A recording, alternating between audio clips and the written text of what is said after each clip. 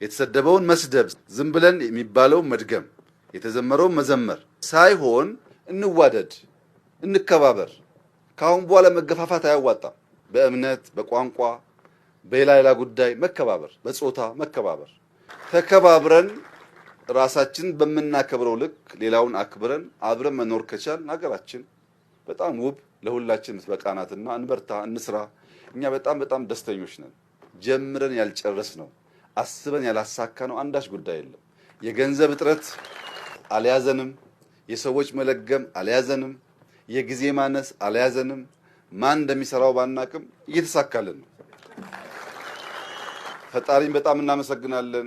የምትተጉ አመራሮች በጣም እናመሰግናለን። የምታግዙን ዜጎች በጣም እናመሰግናለን። በብዙ መልኩ እየተሳካልን እየተከናወን እንገኛለን። የመከናወኑ ሚስጥር በንጹህ ልቦና ሀገርና ሕዝብን ማገልገል ነው። በንጹህ ልቦና ሀገርና ሕዝብን ስናገለግል ሁሉን ቻይ የሆነ ፈጣሪ ደግሞ ያግዛል። ያ ድጋፍ እንዲቀጥል፣ እንዲበረታ፣ እንዲፈጥን ጊዜ እንዳናባክን ባጠረ ጊዜ ውስጥ ኢትዮጵያን ለውጠን ለማየት እንድንችል ዜጎች ብንበረታ ጥሩ ነው።